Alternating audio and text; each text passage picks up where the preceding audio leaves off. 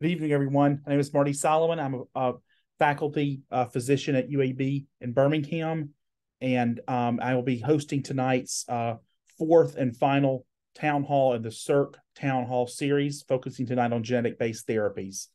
I want to welcome you all and thank you for your attendance. These are my disclosures, none of which are related directly to this work. I want to give a final word of thanks to all of our planning committee. Those folks are listed here. Especially special shout out to Rachel Rich, who's been very instrumental in helping us with all of these town halls at our center. In addition, the help of our CF chapters and director Margaret Smith and all the chapters helped us with promoting these events. And special thanks to our CFF partners who have been assisting us with these webinars. Briefly, I want to orient you all to Zoom so that you know how to use the features of it tonight in case you've not joined us for the other webinars in the past. So if you'll notice at the bottom of your screen, there are a few features you'll want to take note of. If you wish to chat with other attendees and the panelists, just general comments, feel free to put those in the chat box. If you have a direct question for myself or other speakers, please put those questions in the Q&A box. And we recommend that you have your Zoom put on the speaker view for the best viewing of the session tonight.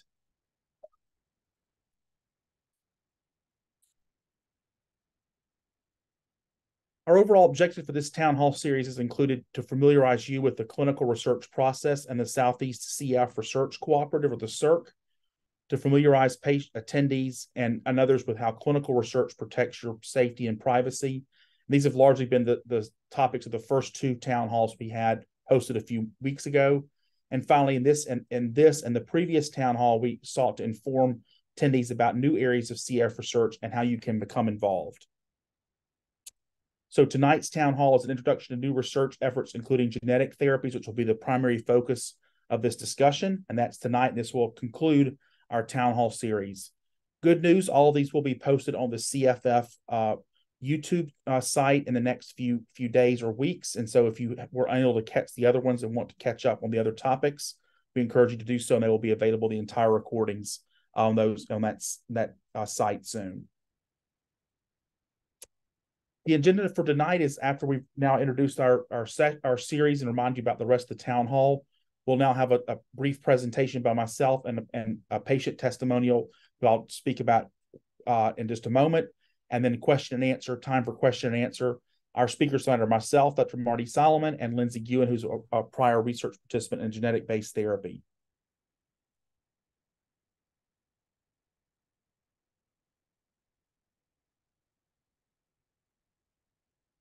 I was checking to see if Lindsey was able to join. She is in class tonight, and it's going to be a little bit late, I believe.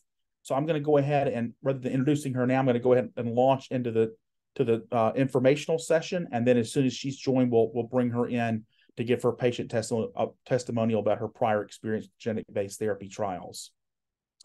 So the objectives for the didactic portions of this evening are to review the basic biology of the CFTR protein in relationship to the genetic processes of protein production, introduce principles of genetic-based therapies, and review examples of genetic-based therapies in practice in CF and other genetic diseases in which there have been great strides made, and examine this in the guise of giving you some useful analogies for your understanding and some additional resources for your learning about these topics.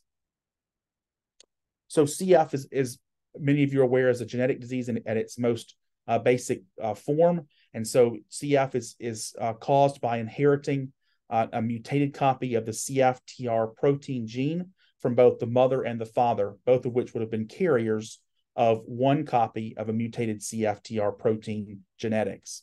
And so in this case, two unaffected parents can have a child with CF by them both passing along a genetic. And the genetics are really what encodes the production of proteins, which we'll talk about in the next few moments.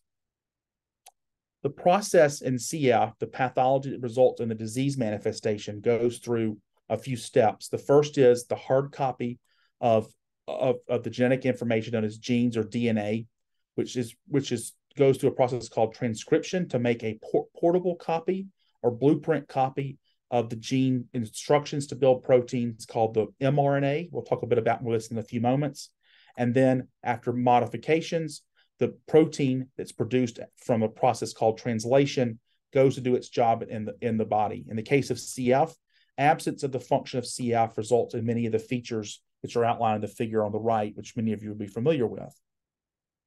So understanding the principles of genetic-based therapies really relies on us understanding what is happening with CF and the genetic process. So we'll endeavor to help you understand that. In the next few slides, give you some analogies to break that down and make it more simplified.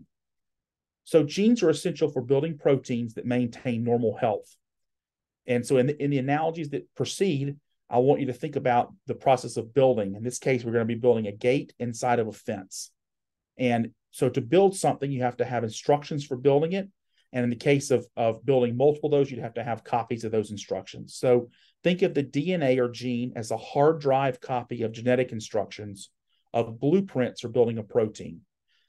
For multiple builders at different sites to be able to build those proteins, we have to make photocopies of the blueprint to take to the builders at the building site. And in this analogy, our ribosome, which is the small portion of a cell that actually assembles protein, is our builder, making our gate and our fence. And in the case of this analogy, the protein is the gate inserted into the fence. And the absence of this protein function, or the absence of a functioning gate, causes CF, as we'll see in our analogy in just a few moments. And so in the case of CF disease, the absence of CFTR protein function encoded by errors in the hard drive copy of the genetic instructions in the DNA or genes is what makes people have cystic fibrosis. So let's think about our blueprints and gates related to the types of mutations. So many of you will be aware of the type of mutation if you're a person with CF that you may have. The most common of these is the F508del mutation, which is a class 2 mutation, which causes the blueprint copies to only call for a few faulty gates to be produced in our fence. And we'll see why that's important here in a few moments. Class 3 mutations are mutations that result in which the gate is built, but it isn't built properly and it won't open and close properly. Similarly, class 4 mutations are the mutation types that cause the gate to be built, but it has a block in the gate, so it can't open and transmit things through it and open up properly. Finally, the class 1 mutations are the types of mutations in which the error in the blueprint makes no functioning protein at all. And that includes the X-type mutations or other nonsense mutations. And these are all contrasted to the case of not having cystic fibrosis, in which an appropriate amount of gates, in this analogy, that open normally are inside of our fence. Now, let's see why I've been talking about all these fences and gates a little bit more deeply. So the reason for this analogy is that in the fence and gates are what separates our happy cows, which are our chloride or other anions, from reaching the other side of our cell surface, which is separated by this fence, and their greener pasture. And so in the case of certain mutations like the G551D mutation, we can open up that gate for our cows and let them cross over the cell surface and do their job what they're supposed to, and reach the happier green pasture by giving these cows and these gates a key or a potentiator. Some of you may have noticed Kalydeco, the first modulator approved for cystic fibrosis. And when that key is inserted in the gate, it unlocks the gate and allows our cows, in this analogy, to cross over the surface. And that means that the protein is now functioning more normally, and the cows can go through the gates like they're supposed to. In the case of a mutation like F508del, these cows, there are no gates, locked or unlocked, which are in the fence at all. The builder builds very few gates.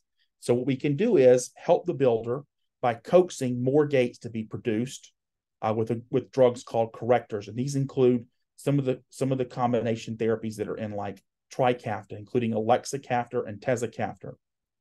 And then so that helps our builder to build more gates in the fence or the cell surface in this analogy. But unfortunately, these gates still won't open. So we can then give a potentiator, just like we did with the other example, and a key that opens these channels or these fence gates open. And again, our cows can reach the other side of the surface, and then we have better functioning CFTR protein. Now, in the case of certain mutations, the blueprints do not make any gates at all. And so these mutation types can't be treated with protein modulators. As we discussed a few moments ago, these types of mutations include mutations that have an X in them, like W1282X or G542X, or severe splicing mutations or other types. in which no functional protein is made at all. So therefore, protein modulators will not work on these types of mutations. That's why we've been searching for other ways to be able to correct and treat people with CF that have these types of mutations. And so gene therapy is the general concept of restoring or replacing or fixing that blueprint, the gene, with a plan that builds gates that can open. So there's a lot of different ways you can do that. And I'm going to endeavor the next few slides to introduce these concepts to you with a couple of different analogies. And so in this scenario, just with our same cows, but they're unfortunately stuck across from their green pasture by a fence with no gates, with the gene therapy, we deliver a new blueprint that builds the CFTR protein. And when it gets built, it's built in the fence properly and allows the cows to cross through the gates onto the greener pastures they're supposed to, and promoting health in patients. And so the goal of gene-based therapies is to reprogram the cell to make functional CFTR protein by providing the correct set of instructions or blueprints. And this can be done by lots of different ways, which we're going to explore in the next few slides. There are 4 general strategies to treat CF. These include gene delivery or editing, which works directly at the gene or the hard copy blueprint for making proteins. We can also work in different ways on RNA, which is the blueprint copy that the builders use to make proteins, by providing normal and functioning RNA as a blueprint copy for the cells to use. And of course, there are other ways of treating CF, which include proteins, which are like CFTR modulators, and other traditional therapies for CF, which can't be underemphasized enough. Tonight, we're going to focus on DNA and RNA therapies, though, for the most part. So in the case of a dysfunctional CFTR gene, especially patients that have genetics and mutations that don't respond to CFTR modulators, we think of a couple different ways to treat them. One is to restore the protein. The other is to correct the gene. In this situation, the gene can be corrected by delivering a new gene. That's what's called gene delivery or gene therapy, or by fixing the existing gene, albeit with the error in it, what's called gene editing. That would be like taking your original draft of the blueprint and correcting and spell checking it to correct any errors in the original written words that were faulty in it. In addition to correcting the gene, we can restore protein by either delivering or correcting a faulty blueprint copy. That's mRNA therapy. Or we can fix mutations in certain ways by read-through of the mutation. In other words, having the cells skip the stop codon or the premature portion that says don't make protein, like is present in X mutations or premature termination codon mutations, which are possible. These are therapies which are relatively new and have not all reached to patients, but are all being explored in patients currently, including these read-through agents. And so the CF Foundation has embarked on a path to a cure mission, which is basically saying that everyone should have a therapy that both treats their CFTR protein and then hopefully restores protein function to as normal level as possible, regardless of their mutation. So there's a lot of different things we have to figure out and a lot of different ways we can approach it. And so one thing is, of course, CFTR modulators. But again, these are important and have been very beneficial for those with F508del and other mutations, but they don't correct CFTR function for people that don't have working protein already present. So some of those mutations will not be treated by modulators, regardless of how good of a modulator we can develop. And so fixing or replacing the CFTR gene is one way that we can overcome these limitations by many of the methods we just talked about. And so I'm going to pause here now and invite our patient speaker, Lindsey Guin, to give us a brief testimonial about her role in genetic therapies and a genetic therapy trial she participated in at our center. And I'm going to introduce her and say that she is a longstanding patient of the UAB Center. And in addition, she is now, I believe, in graduate school pursuing a master's in counseling. And so she will be contributing largely, I'm sure, to our patients and others in the future with her good work. And we really appreciate her participation in the trial. I'm going to hand the mic over to her for a few moments to discuss her role in a recent genetic-based therapy trial. Lindsey, are you on and ready to speak? Yes, I am. Great. Make sure you have your camera on, please. Okay. Yes, my name is Lindsey Guin. I have participated in several research studies over the years. I've done one drug study that was in spring of 2021, I believe, and I believe it was inhaled mRNA. That's Um, that's and correct. it, and it was not even phase one, it was before phase one. So I think only about 6 people I think were in it. To me, it's really, really important to participate in research studies, especially because I do not qualify for TRICAFTA. I am in the 10% of people with CF.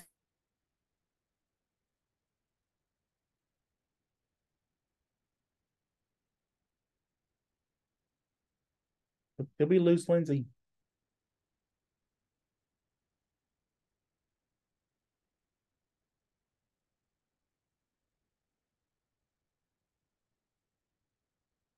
Eddie, can you help us with maybe where we lost our speaker?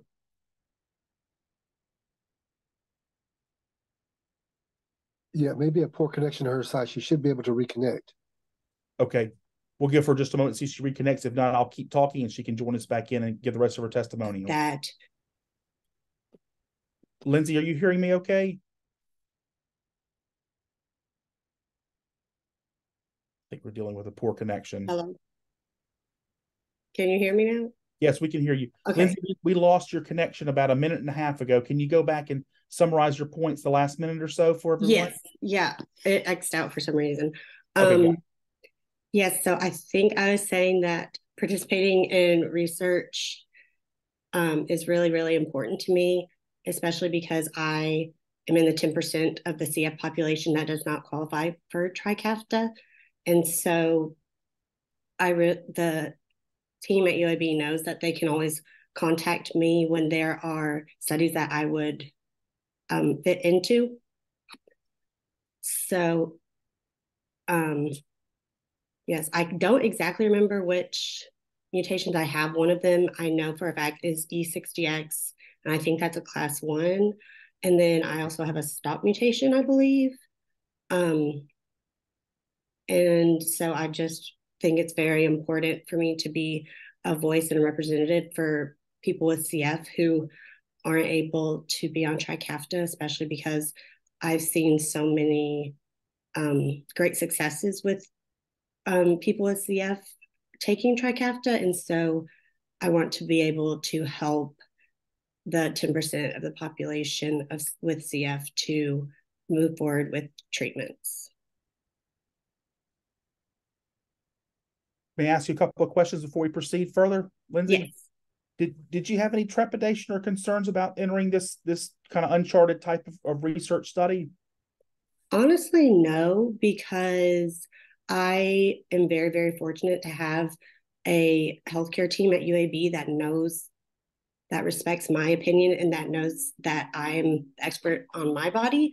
Um, and they have always worked with me and helped me to be very active in my treatment and care. And um, I know not everybody has doctors like that who are willing to listen to the patients and realize that the patients do know their body the best while also having, of course, the doctor perspective.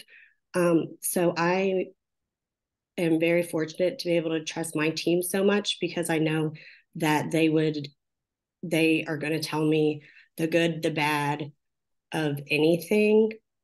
And so I just have always felt comfortable at UAB participating in research. That's wonderful. I'm going to ask one follow-up question, if I may.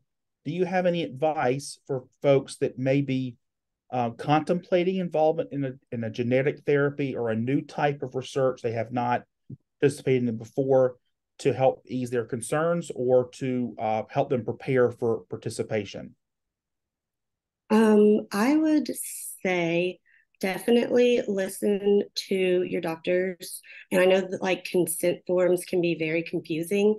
And so if something doesn't make sense, speak up and ask as many questions as you can.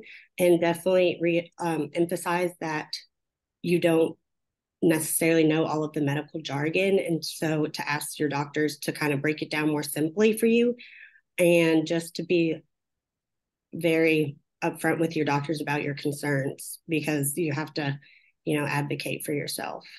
Yeah, I think that's great advice, and actually brings our town halls a little bit full circle, because the first topics we talked about going back a few weeks ago was actually about ways in which your safety is protected. And one of the points we brought up was that, communication with your primary team and the research team is really, really, if you can't achieve that, then you shouldn't participate. Mm-hmm. So that's a really great point. Other points of emphasis you want to make before I go on with the next section of the discussion? I guess another piece of advice for people with CF is I know that these trials, especially drug trials, can take a long time. And just I want the people to keep in mind that as many people who participate as possible will help us to get closer to a cure than if you think that you don't have time for it. For example, I make time for participating in research studies. Plus, at the same time, you usually get compensated for your time. And so I just think that being a part of research should really be a priority, since medicine is advancing so quickly. I would agree, Matt. We, of course, want people to be comfortable, but you're right that for things to move forward, we do have to have people participating. These are necessary steps to ensure that the drugs are safe and working. And I agree with you that we have to have some early heroes to be able to get these studies done. And so we appreciate anyone that, like yourself, that's willing to do that and is thoughtful about how to, ensure themselves their own safety and whatnot to be able to participate. So that's really good advice. Those are the questions I know that people were going to be asking you initially. So I'm going to go ahead and let you mute your mic for a little bit. I'm going to keep going and finish our didactic session. And then I'm sure there'll be other questions spurred by what I'm saying and what you've offered as initial testimonial as we get to the end of the session. So, Lindsey, thank you very much for participating tonight. You're very welcome. Right. So the last section of this is I'm going to start talking about how we're moving genetic therapies into clinical trials for people with CF.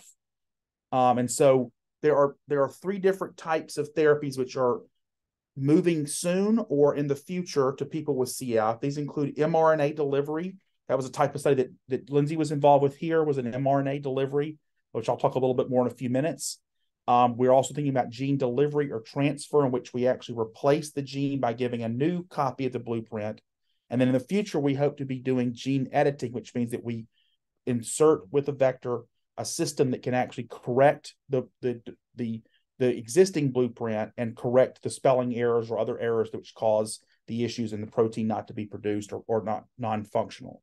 So all these are ways in which we're going to patients. So let's delve a little bit more into this. So I told you all that I wanted to make sure you had plenty of analogies for you to be able to understand and resources for understanding what these therapies look like. And so a few recommended resources that I've found to be very helpful for patients are the video links, which are listed below. We will certainly distribute these to you in the future so that you can click on these. Some of these are from the CF Foundation website. Others are from other patient and research organizations, which have done a really good job of helping people to understand about gene therapies. This analogy is one that many of us use in the research world to think about the different types of gene-based therapies. And so in this analogy, we have a car which is broken down, and our car is broken down. We have a few different ways we can repair or have a working car in its place. And so the analogy here is that we either fix our car or we replace our car in certain ways. And so in the case of mRNA therapy, if our car is broken down, what we can do is we can have a rental car, right? And so the rental car works by just replacing with a rented car temporarily with a temporary way of having a protein or working car in this analogy. In the case of gene therapy, what we can do is, as opposed to renting a temporary car like an mRNA therapy, which only lasts for a little bit of time, we can have a more permanent car fixed by basically replacing our old car with a new car. And that will be a permanent fix in that situation. Or finally, we can say, you know what, we like our car, it just needs to be working again. So what if we get a really good mechanic, like a gene editing mechanic, and they actually go in and fix the car and it's repaired and then works okay by itself. So that analogy will hopefully help you understand, along with these resources, more about the different types of gene-based therapies that we're going to be pursuing now and in the future for people with CF. So let's think more about gene delivery, because it's kind of where we're at in the current era of CF genetic therapies. Gene deliveries work by having the replaced genetic material or blueprint encased in a method of delivering it to the cells we call a vector. And the vector really hones that genetic material very efficiently to the right types of cells and in a very efficient manner. And in the process, we hope we develop vectors that won't cause much immune reaction or side effects. Unfortunately, there's no perfect vector. That's part of why we have to do the safety studies of these particular therapies to make sure we develop the right types of vectors that are very effective at delivery and also very effective at delivering without causing a lot of safety concerns. The first types of vectors that were used for genetic therapies were adenovirus. That's one of the types of viruses that cause the common cold. And they do have some immune reaction, but they were very effective at getting getting the DNA they contained as a vector into the right cells. And so they have been kind of our backbone use. And now we're developing lots of other types of vectors, which are listed here in above the figure to the left. But they all work on the same type of principle as the adenovirus vector, which by the vector has the machinery to make the cell want to internalize and bring in the genetic material, and then is very effective at delivering the genetic material which it contains, or that blueprint copy, and making it replicate a bunch of times in the cell so it can do its job and deliver the DNA to all the cells it needs to, and then work to form a functioning protein like correcting the CFTR protein, which we need. The vector concept gives people a lot of trouble, and so I hope I've explained it to you well tonight, but there's also a few resources recommended here at the bottom of this screen of some additional resources from the CF Foundation and other patient organizations that I think are really beneficial and may help you to understand the vector concept, especially if you're contemplating a current or a future genetic-based therapy for your research role as a patient. I want to tell you there's a lot of gene delivery therapies that are in development. This is just a slide of a we call a review article that highlights multiple different types of clinical trials in multiple different disease states. You can see from the table on the left, there are gene therapy trials which are coming to patients or are currently in patients that span a huge different types of vectors and different types of diseases which they treat, including cancers, anemias, eye diseases, HIV, hemophilia, all other types of genetic diseases that you can imagine, all of which will be targeting using these types of vectors. And the vectors can be various forms, but there's a lot of vectors being tested. And the reason for lots of vectors being tested is we want to make sure we have developed the right type of vector, be it viral or other methods. One other way of doing that is to coat the DNA in a fatty molecule called a lipid nanoparticle to deliver to the cells. And we want to make sure we've honed the best vector that's the safest and the most effective at getting to the right types of cells in the right amount before we settle on the perfect genetic therapy. And to learn more about this, I recommend this YouTube video. It really goes into some detail. It's very interesting and very useful and explains these concepts quite well. And so there are a lot of disease examples in which these have been used for patients and have reached approval. One severe condition in which gene delivery therapies have been used for patients and have reached FDA approval recently is a condition called spinal muscle atrophy, which is basically a condition that, due to a genetic defect in a gene, unlike CF, this disease causes, rather than lung and other issues, it causes atrophy of the spinal muscles, and eventually, unfortunately, children die of usually respiratory failure from this condition if it's untreated. And so a couple of years ago, the FDA approved a therapy using an adeno-like virus to deliver a copy of the correct and normal functioning protein, which causes, which when mutated causes spinal muscle atrophy. And what this data shows from the paper that eventually led to the approval of this drug is that these patients, unlike their untreated cohort, which is shown by the dotted line at the bottom of the left-handed screen, if you score the functioning of these patients pre and post drug, they had dramatic improvements over a preset threshold of symptoms and disease manifestations. And all of these patients, when followed out for months and months, maintain these, as shown in the table on the right in the green box. And so what this tells us is that these therapies can be very dramatic and very, very effective for patients with other genetic diseases. So this is why this concept of using a viral or other type of vector to deliver a gene delivery is being pursued in cystic fibrosis.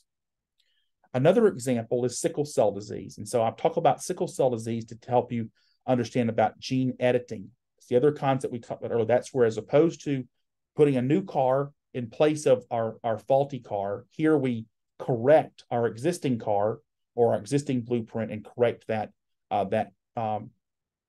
error in the blueprint instructions. And so to remind everybody, sickle cell disease is a genetic condition in which a large amount of hemoglobin is in a premature form. And this is due to a faulty gene which encodes the beta globin, which is one of the two components of the hemoglobin molecule, which is in our red blood cells and causes us to uptake oxygen and deliver oxygen to our tissues. And so the alpha and beta globin chains, which are proteins, just like the CFTR protein is, comprise adult hemoglobin.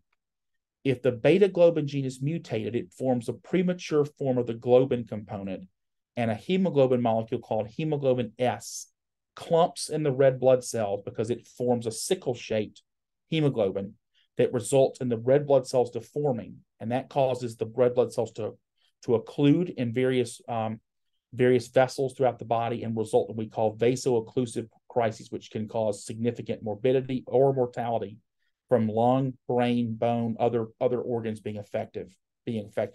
So the factors in sickle cell disease have been one of the great stories in gene editing. So unlike gene delivery, there are two therapies which are recently gone for FDA approval. They've not been approved yet, but they have been filed for, of two different methods of editing. In other words, correcting the direct issue in the gene itself. And these rely on basically editing out a transcription factor, which is a way that we repress another form of hemoglobin called hemoglobin F. That hemoglobin F, if it's present, can carry oxygen regularly and does not cause vaso-occlusive crises. So one editing system that's being used is to actually remove the repression of that hemoglobin F gene expression and cause a bunch of hemoglobin F to be produced, as shown in the graph on the far right. And then in patients on the far left, the graph on the far left, and then the far right graph shows that after the editing has been done using this concept, that in fact, the patients had a significant increase in the hemoglobin F, or that F beta globin gene being produced. And as a result, they had vastly fewer vaso-occlusive crises, effectively reversing the illness and producing health. So there's another, so that's one method of editing, gene editing, that's been delivered to patients with sickle cell disease. And this was actually filed for FDA approval just about 2 months ago, and is awaiting approval now. We think it will reach approval. And there are other pharmaceutical company sponsors who have similar programs in place for editing, which were published in major journals and will likely go to FDA approval in the future as well if they're successful. And so in addition to other disease states, so just two examples I wanted to highlight, there's a significant history of genetic-based therapies in CF. Some of you may be aware that actually going back to the 1980s was when the original description and characterization of the CFTR gene was described in 1989. And the thought was soon after is that we will be correcting CF, not by modulators, not by other therapies, but gene therapy would be the treatment of choice. Unfortunately, at that time, the lack of good vectors and lack of understanding of gene therapy at the time and gene editing and gene transfer hampered us from having a lot of early successes in the 1990s and early 2000s. But a lot of folks did a lot of work to make a better understanding, both inside and outside CF science, and help us to understand the things we need to have, the components to have a more successful program for delivering gene or correcting and editing gene or developing mRNA therapies, and then how to get them in the cells the right way. And so now what we're left with is we have to be testing those. And so there has been testing of CF therapies like this in the last few years as a result of a lot of what we've learned. The first story I'm going to tell you is a gene delivery program that was pioneered by scientist named Eric Alton, along with a group in Great Britain called the UK Gene Therapy Consortium, and they have tested a liposomal coded, so a fat molecule coded CFTR protein gene. So the vector was a liposome, which delivered to patients in an early phase study with single dosing. And then they went through, after success with that trial, with the data I'm showing here from a phase 2B study of 144 patients treated either with placebo vector or with the vector with the liposome containing the correct DNA for CFTR as a gene delivery trial. What you can see from the far left panel is that these patients, when given the drug compared to placebo, had stabilization of their lung function. The middle graph shows that both they had delivery of DNA to their cells in the lungs. This was an inhaled therapy directly to the lungs, and they had improvements of the activity of the CFTR protein, as shown in the B and C graph.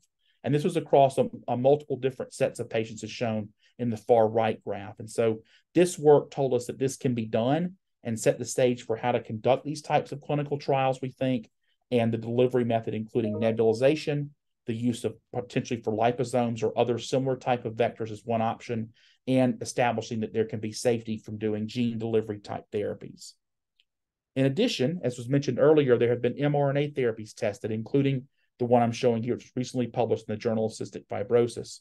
In this study, an inhaled liposome, which coded an mRNA, which is a blueprint copy or short-term, short-use copy of blueprints for making the CFTR protein, was inhaled to patients in this study. And in this study, what you can see is this snippet of data is that patients that compared to getting the placebo, which is shown here as the dotted black line, the patients getting the therapy in this pink line had a stabilization and in many instances improvements of their lung function after getting the therapy for 32 days. They had multiple nebulizations over the course of about a month, and this did show, in fact, improvements of their lung function, or at least stabilization in this trial. So these two trials have not been, certainly not the shots on goal we wanted to reach for the optimal therapies, but it told us a lot about how we can predict immune reactions, how we can predict how people perform in these clinical trials, and what are the kind of efficacy and other endpoints that are necessary to move these therapies forward. And so they really set the stage for us in the current era of testing new gene-based therapies I'm going to talk about in the next few minutes. So this slide is just to tell you that the CF Foundation and others and our industry partners and academic partners like our center here at UAB are really working tirelessly to try to develop the options of CFTR restoration, how to do gene editing and gene delivery, what types of tools we're going to need for endpoints in clinical trials and for testing in animal models, and then what type of funding is going to be needed. And so what you can see is this very busy slide tells us that it's a lot of attempts at making this happen for people with CF, and a lot of research going on to this. And so if this figure were to be made now, there'd be even more entries onto it, which is good news for the future of CF in this space. And there are a lot of ongoing or near upcoming phase 1 and phase 2 trials of CFTR restoration using gene therapy studies in the US. One of these uses an adeno-associated virus for gene delivery, and that's an ongoing study sponsored by 4DMT. There is an upcoming study that is sponsored by our sponsor called Arcturus, which will deliver a messenger RNA encoded in a lipid nanoparticle, and a similar trial being conducted by Vertex Pharmaceuticals of a lipid-encoded mRNA. And finally, the use of an antisense oligonucleotide to correct certain specific mutations, specifically the one called 3849 plus 10 KB, which is a splicing mutation, which is going to be sponsored by the company called SpliceSense. So all of these are either enrolling currently or will be soon at some of the centers that you all may be receiving your care at. And there's others soon to be in phase 1 studies, including one by Recode and Spirovant, other sponsors as well, but don't have as much information about those. And then outside the US, similarly, there are other gene delivery systems, including one using a lentiviral. That's the type of vector or virus that causes HIV, but it's been delivered in a different way, so it doesn't cause you to have that disease. And also the herpes simplex virus, which is a very effective DNA virus, is being tested outside the US by a sponsor called Crystal Bio as a gene delivery method. So I encourage you all to watch these stories, and if you're interested to become involved in them at your your sites or elsewhere in the region. And so who will be eligible for these early trials? Well, the initial trials are targeting people with CF so that we can directly test in CF in people with CF these therapies. And the initial eligibility of people who are not eligible for CFTR modulators. We think this will be a more diverse population than has been traditionally in the CFTR modulators, which has mostly been more of our typical Caucasian population. So we expect a more diverse population because the types of mutations that are not CFTR eligible tend to affect more people from Hispanic, African, other racial and ethnic backgrounds. We may be involving healthy volunteers or CFTR carriers in phase 1 studies in the future, but those are not currently planned. And of course, safety is first. So at present, most of these studies are some form of a phase 1 study in which the primary endpoint is safety and tolerability. So if you're interested in that type of study, that's what you should think about is going to be the primary endpoint for the study you'd be involved with right now.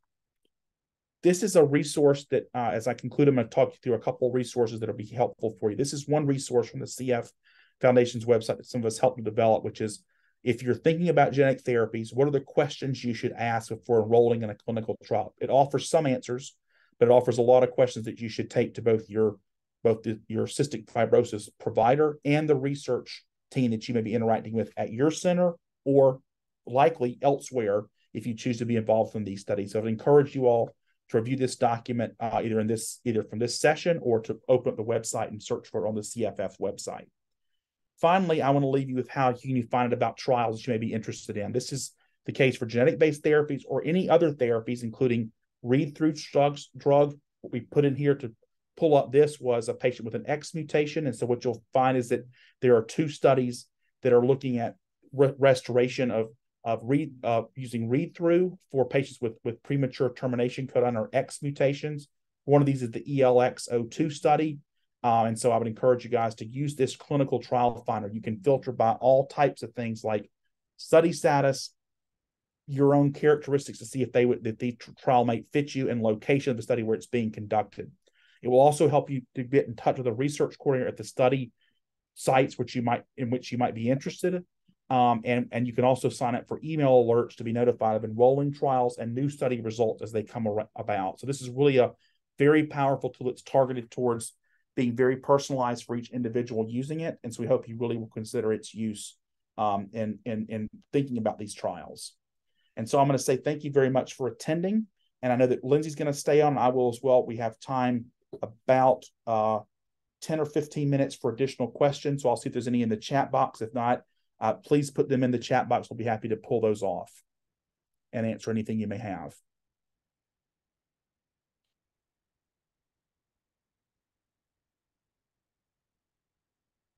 I don't see any in the chat box now. So I'm going to ask one more question, Lindsey, if you're still on the line. I wanted to ask, I know that you've thought a lot about gene therapies and I know that you're contemplating in participation in some upcoming studies. What kind of things did you ask in visits contemplating that? And what are the things that you need to have settled in your head before you're willing to consider participation in upcoming studies like this? I asked how long the entire study is, because usually you do like monthly checkups or something, at least for at least a year, which is how the last one was for me. So since I had some experience in a drug trial already, I didn't have as many questions since I kind of know what to expect a little bit this time. I mostly just asked about what the vector was, and Dr. Solomon explained that what a vector is. It just like transports the gene. And then I also asked about side effects, of course, but my only side effects that I had in my previous trial was a little bit of body aches, like similar to like after getting a flu shot. So just Tylenol made it go away. So it wasn't bad at all. And then, the researchers that I worked with were really great. They were very understanding of my schedule, that I was in school. And since I'm local in Birmingham, it was pretty easy for me to get to my appointments. And if something came up, I would just text them and we would reschedule it. So it seems like it's going to take a lot of time, but they just have to like keep everything in the consent for like the review board and stuff. So it's not as overwhelming as as the paperwork makes it seem. Got it. That's great. I think very important points. I think what you really want to endeavor, this is what I think from the consenting person side, not the participant, but the one overseeing trials, you really want to make sure you understand first and foremost, what are the safety concerns, if there are any known, and then what are the safeguards for safety. And the second thing is you want to make sure that you've really been addressed with a really good informed consent process. And I'll tell you, just to review from our previous webinar, for most of these types of studies, we have instituted at our center, and most other centers have as well, kind of a multi-step process rather than just, hey, we want you to participate in the study. Yes, I agree. And here's the consent form. No, we have multiple steps, including an initial meeting, time for informed consent review by the person with CF and their family, if they desire, others, a follow-up call, and then scheduling the screening visit for the initial trial to see if they're eligible for participation. So all in the guise of making sure that questions are answered, concerns are addressed, and that kind of thing, as Lindsey was outlining. I got a couple of questions by text message I'm going to address right now that I think are questions for me. So the first question is, I know gene therapy is available for the 10% of CFTR mutations not modulator eligible. Will the later phases of the trial include those not tolerating modulators? And the answer is yes. Some upcoming studies that are not open to people yet have already considered that in the early phases. We have encouraged, myself as I'm going to say a thought leader in this space, and others that are involved with clinical trials, that have encouraged the sponsors to consider those as equivalents to people who are not modulator eligible, especially if people are not taking any level of modulator because of intolerance. I believe you will see more and more of that happening. So if you fit into that role, stay tuned. I think you'll learn more about that being a possibility in the future, certainly in current studies or future ones. The second question that I got by text message was, if two gene therapies are available in my region, how do I choose between the two options? And that's a great question. I think that's the case. We actually have 2 current gene-based therapy studies open at our center, and we have others coming. So what I recommend to people is think about the logistics of the study, what types of the biology of the gene method that you're interested in, and what are your biggest concerns and goals for the therapy. So if your biggest concern is, gosh, I don't want to get involved with a vector that might cause an issue, you might pick a vector that has more experience in other trials. Okay, for even if they weren't successful in terms of delivering the gene, they might be successful in terms of safety. If, for instance, however, you want a one-time therapy that it won't have to be dosed as much, then you wouldn't want to choose an mRNA therapy, because those are going to have to be redosed a bunch. It's certainly as they're tested in additional phases of therapy.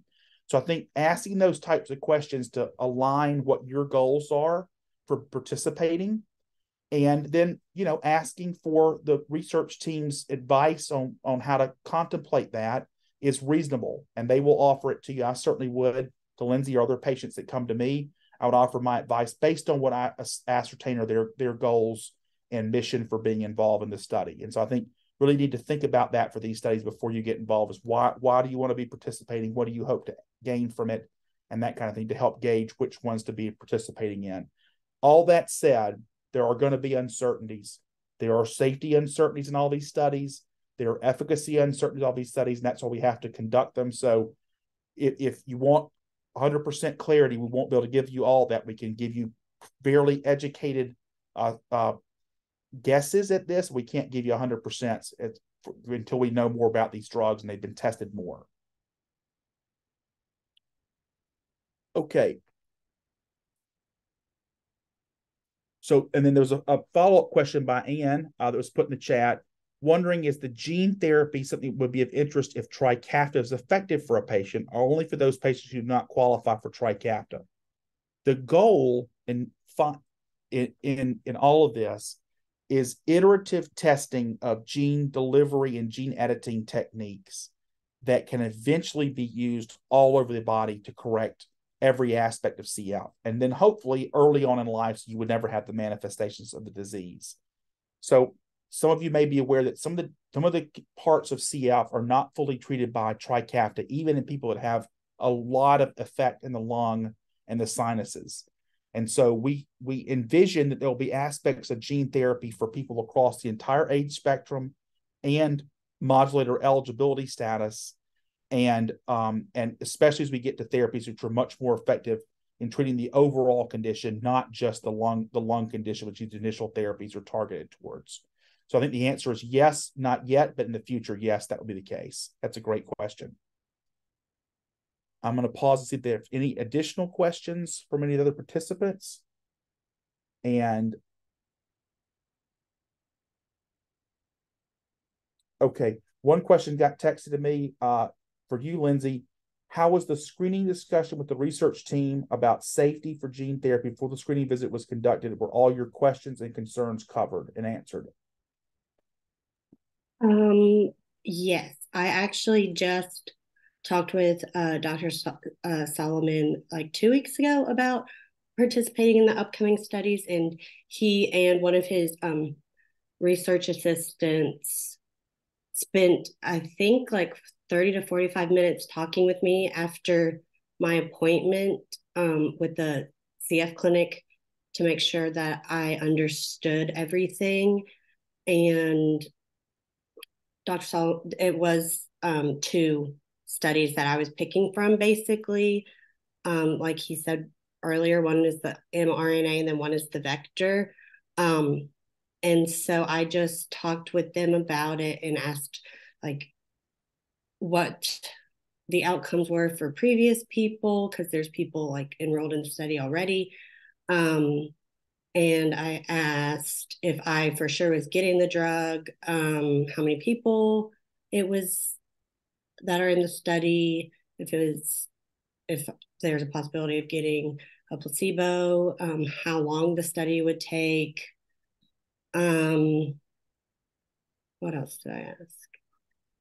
Yeah, mostly just the like differences in the way that this was delivered for both therapies and that kind of thing. Yes. Yeah. And Dr. Solomon gave me his advice for which one he thinks that would be more beneficial for me, which was the one with the vector, since I've already participated in one with the mRNA, and that one didn't really amount to much. So I am definitely interested in trying the vector method. And he also told me that the vector method lasts longer. So that was also a big part of my decision for choosing that one as well. Yeah, so I think what we endeavored to do with Lindsey, for instance, was really think about what her goals were in the next participation, rather than, just kind of giving general advice. And so not to be coercive, but just really to say, hey, I think based on your goals that this one study makes some sense for you if you're willing to undergo that. And so that's how we helped her make that decision for participation. So, okay, so we're nearing the hour. And so I'm going to look to see if there's any additional questions. There's something in the chat. So I'm going to see if there's a new question in the chat. Okay. So someone asked, are these gene therapies tested on non-human subjects prior to testing on humans? The answer is yes. So the FDA and the other regulatory agencies ask for a very extensive, we call preclinical drug package. They're usually tested in multiple animals for safety, efficacy, and tolerability in large mammals like apes or sheep or pigs, and then in smaller animals like rabbits and whatnot, which can be used for safety testing. And the bar is even higher for these types of therapies because of prior concerns about safety, especially with the vectors, than has been done, for instance, for regular small molecule drugs like the CFTR modulators. So these drugs would only reach the initial phases of study in humans after extensive and reassuring testing in non-human animals and other methods, including all other types of models like cells and tissues and that kind of thing as well. So the answer is yes. Furthermore, one of the things that we review when we're thinking about a protocol is we actually asked the sponsor of the protocol to give us a summary of their entire data package, their preclinical data package. And those of us like myself that sit on the protocol review committee for the CF Foundation and the Therapeutics Development Network, we asked for that preclinical package and review it with scientists so we can make sure that we have ensured that the right homework has been done on these therapies before they ever reach the first person at all. So I think the answer to your question is yes, and that's part of the development process, is that preclinical development. And sometimes that goes on for years before it's ever tested in the first person. So that should give you reassurance about, what that can about safety and potentially effect of these drugs. Okay, great. Well, I really appreciate all the excellent questions. I want to ask Lindsey if you have any final words of advice or parting statements, and if not, we're going to conclude the session. I guess I just would want to remind people that the process of getting research approved is very, very lengthy, and so that helps you to know that they have thought of everything that could happen and tried to reduce the risk as much as possible. And I would definitely encourage everyone with CF to ask their centers about trials, not only at their center, but all over the country, and really encourage people to participate, because a lot of the times it's just like doing a survey or talking to someone on the phone for a little bit, which is very easy to do, and usually you get compensated. So that's very good motivation to do that, along with furthering CF research. Great concluding point. I'll just echo that. We really appreciate all of your attendance tonight. Thank you, Lindsey, very much for your excellent insights and being willing to be candid about your experiences. And we thank all of you for participating. We hope you all found this webinar and town hall series to be useful. I would encourage you all to review the sessions on the CFF YouTube when they're posted there, and really to keep asking questions and really consider participation in research. It really is the future for people with CF and for moving the field forward. So we really appreciate all of your participation and your attendance tonight and in subsequent and in the following webinars. And thank you very much.